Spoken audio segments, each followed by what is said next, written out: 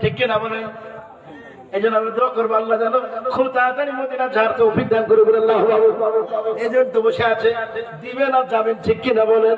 দিবেন আর যাবেন, যেতে আমরা রাজি আছি ইনশাআল্লাহ। আল্লাহ কবুল করুন বলে আল্লাহ। তারপর ভাই বলছিলাম, মেয়েরা বাবাকে খুব ভালোবাসে, ঠিক কিনা বলেন ভাই? যাদের আছে বাসেন আমাদের বলেন, যাদের মেয়ে আছে দেখবেন ভাবছে আল্লাহু আকবার। আমি ঘটনা করি, এই ঈদের আগে শেষ করি। তারপর তো বন্ধু আপনার ভাই বাবা যারা আল্লাহর হাবিব সাল্লাল্লাহু আলাইহি সাল্লাম বিশ্ব নবী সাহাবাদেরকে গর্ত কাটতেন। জাবির বিবিকে বললো, বিবি রে এইরকম ব্যাপার। বিবি বললো, তাহলে একটা কাজ করুন, ছাগলটাকে জবাই করুন, আমি রুটির জন্য আটাগুলোকে বেলছি। আবার আপনার ভাইরা হযরত জাবির রাদিয়াল্লাহু তাআলা ছাগলഹിকে জবাই করার পর ওই গোশতগুলো হাড়ির মধ্যে রেখে দিয়ে সোজা জাবির রাদিয়াল্লাহু তাআলা নবীকে দাওয়াতের জন্য চলে গেলেন। আল্লাহর নবীর কাছে যাওয়ার পর বিশ্ব নবীকে ডাক দিয়ে বলে, নবী গো, ওগো নবী, আপনাকে একটু আহার করাতে চাই, একটু আপনার খাওয়াতে চাই, একটু খাবার খাওয়াতে চাই। আল্লাহর নবী বলে, জাবির শোনে না, ওগো জাবির শোনো, আমি একা তোমার বাড়িতে দাওয়াত খেতে যাবো না। যদি তুমি দাওয়াত দিতে চাও, এই যে আমার 1400 থেকে 1500 সাহাবা আছে, এই সমস্ত সাহাবাকে দাওয়াত খাওয়াতে হবে, সব সাহাবাকে দাওয়াত দিতে হবে। আল্লাহর নবী যেমন বলেছে, জাবির আপনার নীরব, কোনো কথা বলেন না, কথা বলতে চাই না। আল্লাহর নবী বলে, জাবির কি কি খাবার আছে বলো? বলে, নবীকে কিছু আটা আছে আর একটা ছোট্ট ছাগলের বাচ্চা জবাই করেছে। আল্লাহর নবী বলে, জাবির চলে যাও, চলে যাও, চলে যাও, চলে যাওয়ার পর ওই আপনার খাবার গুলোকে রেডি করে দেয়। আমি যতক্ষণ না আসবো ততক্ষণ পর্যন্ত রান্না করবে না, হাড়িতে আকার উপর থেকে নামাবে না। হযরত জাবির রাদিয়াল্লাহু তাআলা চলে আসছেন। এই দিকে ভাবি যে আপনার জাবিরের 2টা সন্তান আছে। ছোট্ট সন্তানটা বড় সন্তানটাকে বলে, ভাই কি ব্যাপার, আমাদের বাড়িতে ছোট্ট ছাগলের বাচ্চাটা কেন নাই? কি হলো, ব্যাপারটাকে বলো। বড় ভাইটা বলে, ভাই আমাদের বাড়িতে বিশ্ব নবী পদার্পণ করবেন, নবী আসবেন, এই নবীর আপ্যায়নের জন্য জানো না আমার আব্বা বা আব্বা যা বাবা দুজনাতে ছাগলের ছাড়াটাকে জবাই করেছে। যেমন বলা ছোট্ট ভাইটা বলে, ভাই আমি একটু তোমার কাছে জানতে চাই, কেমন করে জবাই করেছে আব্বা, কিভাবে জবাই করেছে একটু দেখাতে হবে। ওই জাবিরের বড় ছেলেটা বলছে, ভাই যদি দেখতে চাও তাহলে শুয়ে পড়ো। ছোট্ট ছেলেটা শুয়ে পড়লো। যেমন শুয়ে পড়া সঙ্গে সঙ্গে বড় ছেলেটা ওই ছোট্ট ভাইয়ের গলার বড় ছুরি চালিয়ে দিল।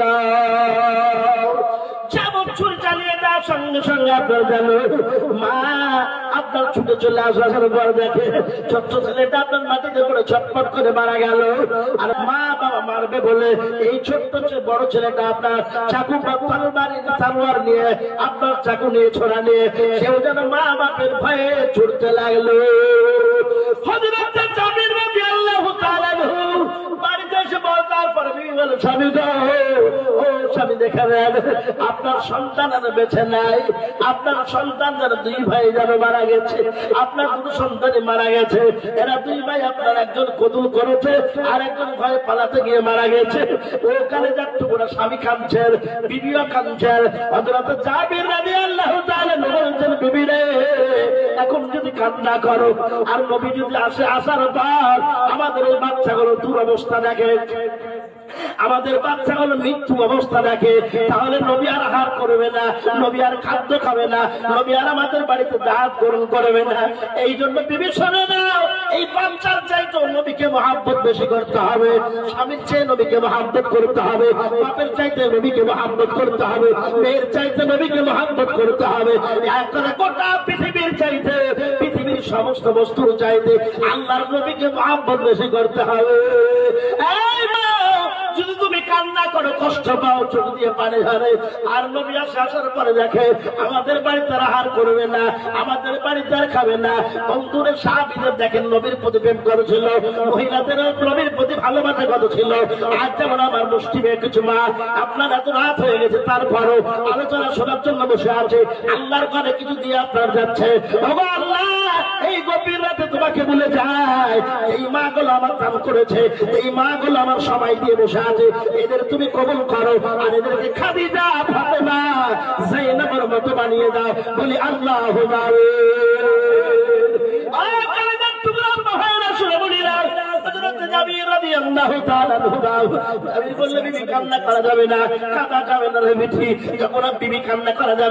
সন্তানের জন্য কান্না করা যাবে না রে বিবি, আর কান্না করো না, চোখের মধ্যে কান্না মুছে ফেলো। মুছে ফেলার পর বিশ্ব নবীর জন্য খাবার গুলোকে ঠিকঠাক করো, অ্যারেঞ্জমেন্ট করো। স্ত্রী স্বামী স্ত্রী দু ভাই ভাই মিলে খাবার গুলো ঠিকঠাক করেছেন। বিশ্ব নবী আপনার আল্লাহ থেকে আপনার শাহবাজার নিয়ে আপনার উপস্থিত হলেন। আল্লাহ নবী বলেন, শাহবা হযরত জাবির খাবার কয় ভালো, মানে ইয়া রাসূলুল্লাহ একটু গোশতের হাড়ি।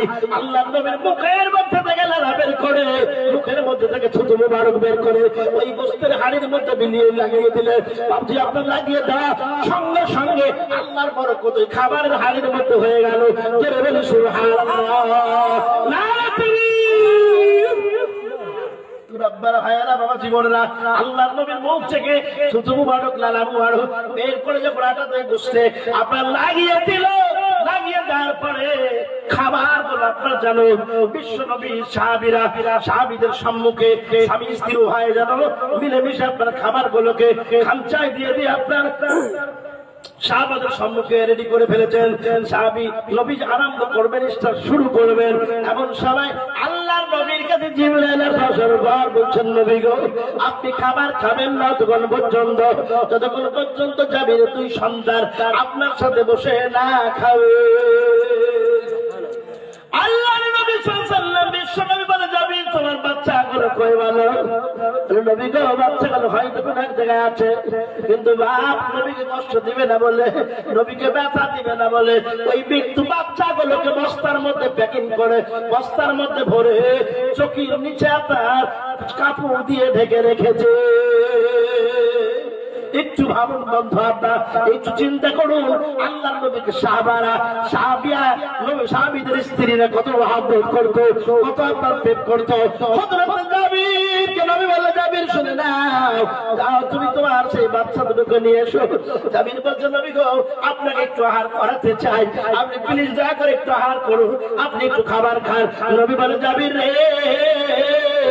আমি নবী অতক্ষণ পর্যন্ত খাবার খাবো না ততক্ষণ পর্যন্ত তোর বাচ্চা গুলো এর সাথে এসে বসে না খাবে। আল্লাহর নবী ও বন্ধুরা আপনার ভাইয়েরা জাবিরকে বললে, জাবির ডাকো। জাবির একবার নবীজির দিকে তাকায়, আর চোখের দিকে একবার তাকায়। জাবিরের চিন্তা ভাবনা আছে, আমার সন্তানগুলো পৃথিবীটার বেছে নাই, এরা মারা গেছে, আল্লাহর কাছে চলে গেছে। এই বলে জাবির নবীর দিকে তাকায় আর বাচ্চাদের দিকে তাকায়। জাবির রাদিয়াল্লাহু তাআলা আল্লাহর নবীর ইজাজত পাওয়ার পরে যখন আপনার ঘরের মধ্যে ঢোকার পর বলছে, বাচ্চারা এই নবীকে না বাড়ালে আল্লাহ কুল কায়নাত বাড়াতো না। ওই নবী তোমাদেরকে ডেকেছে, বলতে দেরি হয় কিন্তু মৃত্যু বাচ্চা চিন্তা হতে দেরি হয় না। নারে তাকবীর। রব্বার ভাইরা মৃত্যু বাচ্চা গুলো চিন্তা হয়ে গেল, বস্তা থেকে লড়তে শুরু করলো। যেমন ডাকা অমনি দুই বাচ্চা নবীর কাছে হাজির হয়ে গেল। আমার আপনার ভাইরা কালেজার টুকরা সোনামণিরা, এই নবীর আপনার মজেজা ছিল, আল্লাহর হাবিব সাল্লাল্লাহু আলাইহি ওয়াসাল্লামের মজেজা কত সুন্দর ছিল। বিশ্ব নবীর কাছে একজন ইহুদি আসার পর আল্লাহর নবীকে ডাক দিয়ে বলছেন, ওগো মুহাম্মদ তুমি যে নবী, তোমার যে আল্লাহ আছে কেমন করে মানবো বলো, কেমন করে স্বীকার করবো বলো, কেমন করে বুঝবে তুমি নবী, তোমার আল্লাহ আছে কি করে মানবো বলো। বলে কি করলে মানবেন বলে, কোন কাজ করলে মানবেন বলে, কোন কাজ করলে আপনি নবী বলে স্বীকার করবেন বলে। আল্লাহর নবীকে ইহুদি বলছে, শুনে নাও, ওই যে দেখছো না দূরে খেজুর গাছটা দাঁড়িয়ে আছে, এই গাছটা যদি এখানে আনতে পারো, গাছটা যদি স্বীকার করে তুমি নবী বলতে দেরি হবে, কিন্তু আমি ইহুদি মুসলমান হতে দেরি হব না। জোরে বলি সুবহানাল্লাহ। ইহুদি আসলো আর বিশ্ব নবীকে বললো, মুহাম্মদ তুমি যে নবী রাসূল, এটা তোমার আল্লাহ আছে কেমন করে মানবে? তো বললে কি করলে মানবে? ওই যে দেখছো না দূরে একটা গাছ, ওই গাছটা যদি এখানে আনতে পারো আর তুমি নবী গাছটা বলে স্বীকার করে, আমিও কালেমা পড়ে মুসলমান হব। জোরে বলি সুবহানাল্লাহ। আল্লাহ নবী বললেন, এইটুকু? এক কাজ করো, ইহুদি তুমি যাও গিয়ে তুমি বলো গা গাছ তোমাকে আল্লাহর নবী দেখেছে। জোরে বলে সুবহানাল্লাহ। ইহুদি কে নবী বলছেন যে বলোগা যে নবী তোমাকে ডেকেছে। ইহুদির মনে একটা ধারণা যে গাছ তো জড় পদার্থ, ওর একটা থাকা জায়গা তো থাকা একটা অভ্যাস। কি বলছেন গাছ চলবে? আমি যদি মৌলভী সাহেব ডাকি এই বট গাছটা চলে আসবে, আসবে বলেন? ইহুদির মনে তো এটা আপনার দৃঢ় বিশ্বাস আছে, গাছকে যত ডাকি দেখান ও আসতে পারে না, দেখি না? আল্লাহ নবী বলে ভাই ইহুদে ওই গাছটার কাছে তুমি চলে যাও, চলে যাওয়ার পরে বলে গাছ নবী তোমাকে ডেকেছে। ইহুদি মনে মনে আপনার ভাবে আর চিন্তা করার বলে না না এ মানুষ না, আপনার কোন রকমের হাতি না, কোনো ছাগল নাই, কোন আপনার ভেড়া না, এ আপনার কোন জিন্না ফেরেশতা নাই, এই গাছ একটা জায়গায় থাকা তার অভ্যাস আছে, এই গাছ জীবনে কোনদিন আসতে পারে না। আল্লাহ নবী বলে ভাই ইহুদি চলে যাও, চলে যাওয়ার পরে ওই গাছটা গিয়ে বলো কেন নবী তোমাকে ডেকেছে। ইহুদি আপনার চলতে লাগলো, ছুটতে লাগলো, ছুটতে ছুটতে ছুটতে ছুটতে ওই খেজুর গাছের কাছে চলে গেল। চলে যাওয়ার পর ওই ইহুদি গাছ থেকে ডাক দিয়ে বলতে লাগলো ওরে গাছ শুনে না তোমাকে মুহাম্মদ সাল্লাল্লাহু আলাইহি ওয়াসাল্লাম ডেকেছে।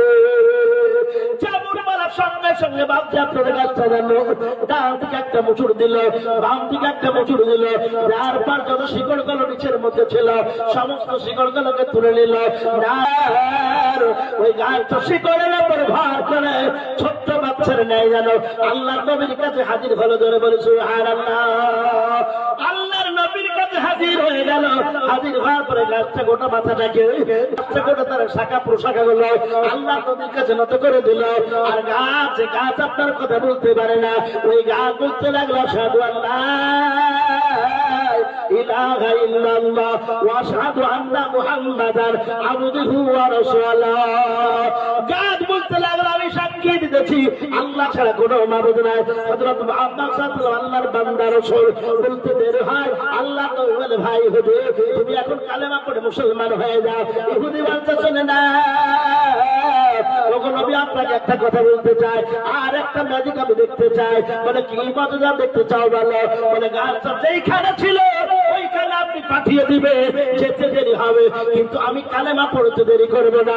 আল্লাহ নবী বলে গাছ তুই যেইখানে ছিলিস সেখানে চলে যা, বলতে দেরি হয় কিন্তু আপনার ওই জড় পদার্থ, ওই জড় পদার্থ খেজুর গাছটা যেতে দেরি করে না। চলে বলি সুবহানাল্লাহ, নারে তাকবীর।